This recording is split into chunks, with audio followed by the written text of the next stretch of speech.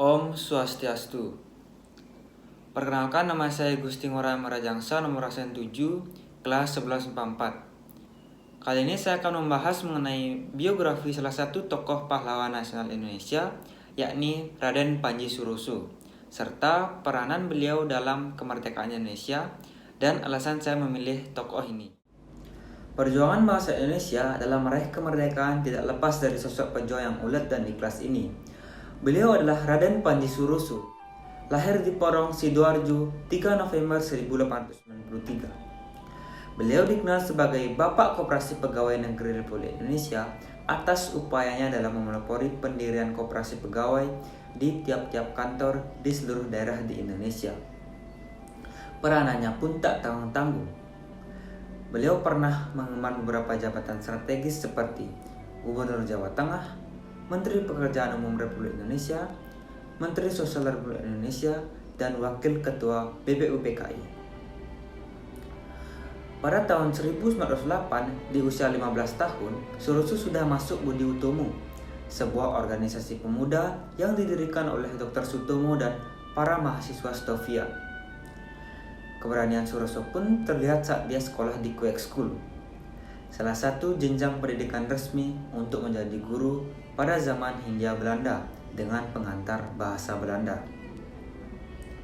Suroso dikeluarkan dari Quake School di Sidoarjo karena memimpin pemogokan murid-murid seluruh sekolah yang tidak puas dengan belit direktur sekolah, seorang Belanda yang menghina bangsa Indonesia. Semangat menentang Belanda semakin berkobar. Melalui pengetahuan jurnalistiknya, ia mulai menulis dan menyerang pemerintah kolonial walaupun secara halus. Pada tahun 1915, Suroso diangkat menjadi Presiden Sarekat Islam Probolinggo dan Keraksaan Jawa Timur. Meski masih muda, Suroso dapat memimpin rakyat di daerah itu yang penduduknya kebanyakan suku Madura.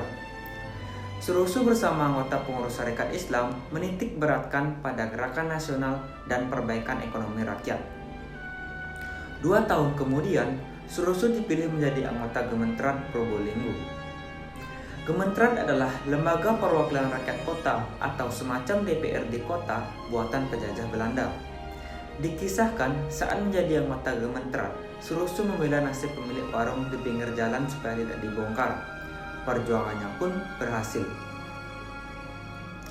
Pada tahun 1921, Suroso menjadi ketua personil pabrik bon daerah Mojokerto. Dia memimpin pemogokan pegawai 12 pabrik gula milik orang Belanda. Aksi pemogokan ini pun menghasilkan perbaikan nasib para pegawai pabrik tersebut. Tahun 1924 hingga datangnya pendudukan Jepang pada tahun 1942, Suroso menjadi anggota Volksraad atau Dewan Perwakilan Rakyat Hindia Belanda. Suroso juga disebut sebagai orang yang pertama kali berpidato dalam sidang Volksraad yang mengkritik belit pemerintah Hindia Belanda dan menolak rencana pemerintah Hindia Belanda untuk mengadakan pajak lahan rente atau pajak tanah di Sumatera Barat. Sejak tahun 1929, Suroso aktif dalam organisasi buruh yang terhimpun dalam PVPN atau Persatuan Vak Sentral Vakboden Pegawai Negeri. Dalam organisasi tersebut, ia menjabat sebagai ketua. Melalui organisasi ini, Suroso berjuang untuk meningkatkan kesejahteraan pegawai negeri. Saat Indonesia dijajah Jepang, Suroso tetap melanjutkan perjuangannya membela kaum pribumi. Sejumlah posisi pernah didudukinya, antara lain Ketua Pusat Tenaga Rakyat atau Putra Daerah Malang.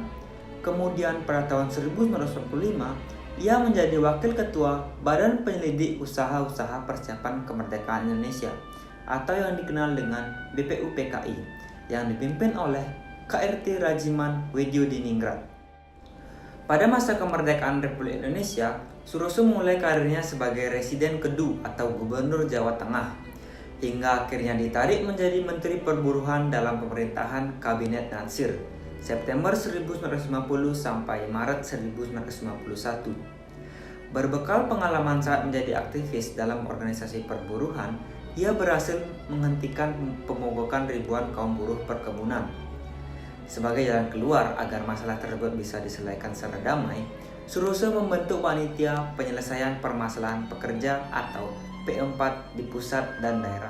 Suroso juga mempunyai andil yang besar dalam menyusun Rencana Undang-Undang atau RUU Pokok tentang Pemerintahan Daerah dan Rencana Pemerintahan Desa.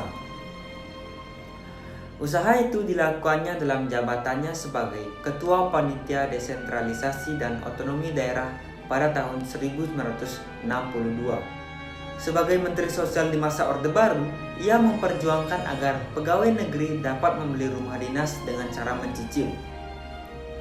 Untuk meningkatkan kesejahteraan pegawai negeri, ia memelopori pendirian koperasi pegawai di tiap-tiap kantor, mulai dari pusat sampai ke daerah-daerah. Gerakan koperasi ini terus berkembang dan akhirnya berdiri induk Koperasi Pegawai Negeri atau IKPN. Tak heran bila jabatan sebagai Ketua Gerakan Koperasi Indonesia dan Ketua Badan Koordinasi Pusat Koperasi Pegawai Negeri seluruh Indonesia pernah diembannya. Raden Panji Suroso meninggal di umur 88 tahun tepatnya pada 16 Mei 1981. Beliau meninggalkan putra bernama Raden Panji Sujono yang merupakan seorang ahli purbakala atau arkeolog senior di Indonesia. Berkat jasa-jasanya, sosok yang dikenal sebagai Bapak Koperasi Pegawai Negeri ini dianugerahi gelar Pahlawan Nasional berdasarkan SK Presiden RI nomor 022/TK tahun 1986 tanggal 23 Oktober 1986. Nah, alasan saya memilih Raden Panji Suroso adalah beliau merupakan pahlawan nasional yang jarang disorot atau dikenali oleh banyak orang. Padahal jasa-jasanya sangat besar bagi bangsa Indonesia. Saya berharap melalui video ini mungkin bisa saja memperkenalkan beliau agar lebih dikenal banyak orang. Beliau selalu bertanggung jawab atas tugas atau jabatan yang diberikan. Selain itu, beliau juga sangat berjasa bagi bangsa dan negara kita, terutama di bidang ekonomi. Buktinya, beliau berhasil memelopori pendirian Koperasi Pegawai Negeri sehingga berdampak besar bagi perekonomian nasional saat ini.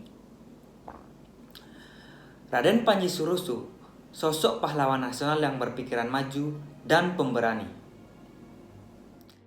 Nah, sekian biografi dari Raden Panji Suroso.